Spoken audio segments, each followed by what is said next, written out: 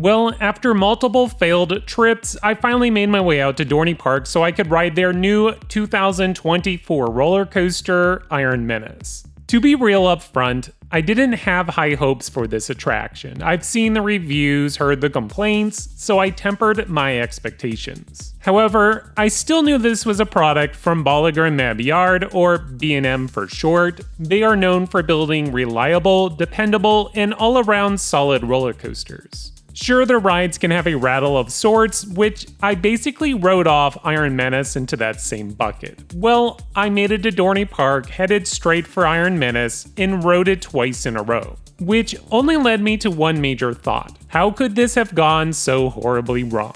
But more on that later. Iron Menace is a dive coaster standing 160 feet with a 152-foot drop at 95 degrees. The ride has 2,169 feet of track with a max speed of 64 miles per hour. There are a total of 4 inversions. Before I get into the heart of this review, please do me a favor and click on the like button. Newcomers to my channel, make sure to subscribe.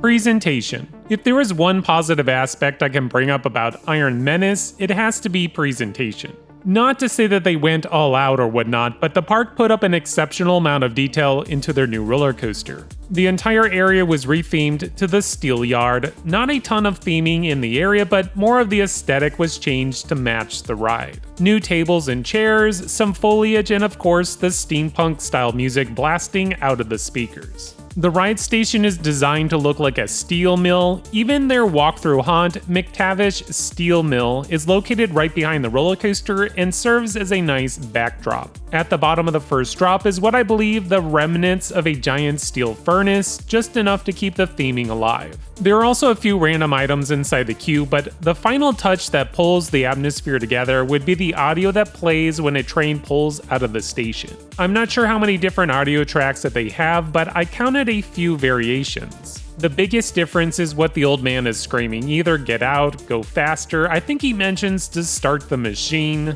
but the audio plays the entire way up the lift and right through that first drop. The only disappointing aspect to the theming would be the color scheme. It works well with the steel mill theme, but it's also kind of the standard color that we see on every dive coaster at a Cedar Fair park, which is now Six Flags, but anyways, presentation earns a score of 9. Ride intensity. After leaving the station, the roller coaster immediately starts to climb up the lift. At the top, the riders only have a second to soak in the surroundings before they are staring straight down to the ground below. The first drop is by far the best part of the ride. If you are in the very back, the airtime is great. Even the front row has some nice airtime considering the ride uses the new vest restraints. It's at the bottom of the drop where the ride's problems start to make light. It's not much, but there's a slight rattle before flying right up into the first inversion, an Immelman.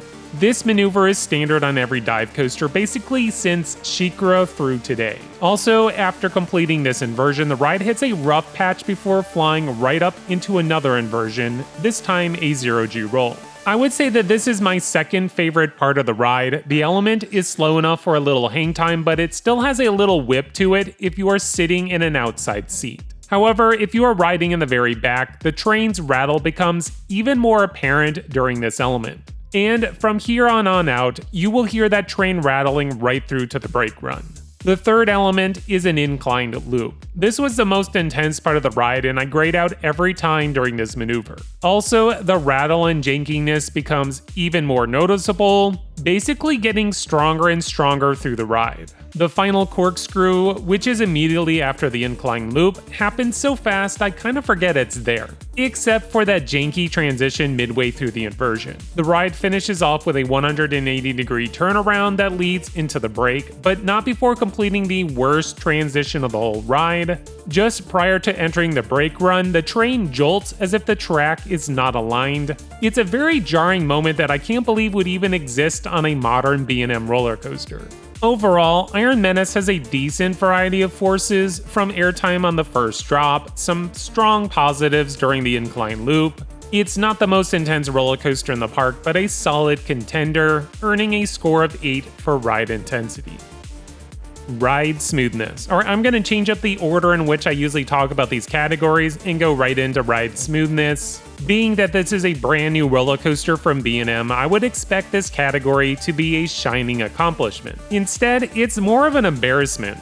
Every inversion has some sort of rattle that only continues to exasperate through the end of the ride. Some spots are worse than others, but as I mentioned already, that final turn into the brakes is really jarring. The most bearable place to sit would be in the front row near the center of the train. The farther you sit from the center, the worse the rattle becomes. Also, the farther you sit to the back of the train, the rattle gets more intense, even if you are seated in the center. I rode Iron Menace a total of 3 times, not because I thought this was an enjoyable ride, but because I couldn't believe how rough it was. Before I gave it a low score in this category, I really wanted to make sure it just wasn't the seat or row I was in, so I rode it multiple times to confirm what I was feeling. This is the second worst B&M coaster in terms of ride smoothness that I've been on, getting a 4 rating in this category. You might be thinking that I'm overselling the rattle, and I might be to some extent, but the real reason why I rank this so low is the fact this is a brand new roller coaster. These issues shouldn't exist on a roller coaster that has only been operating for a couple months. Fun factor: I've always had a soft spot for dive coasters, but apparently not for Iron Menace. Besides the first drop, which is a great drop, I do laugh during this moment, but yeah, the rest of the ride has me wincing, hoping that the ride wraps up sooner than later. Thankfully, it's a very short ride with fast pacing, but I should have been enjoying its excellent pacing, not bracing for impact. If the rattle was alleviated, I would be ranking this coaster so much higher, but as it stands, the roughness is going to hold this category back, getting a score of 5 for the fun factor.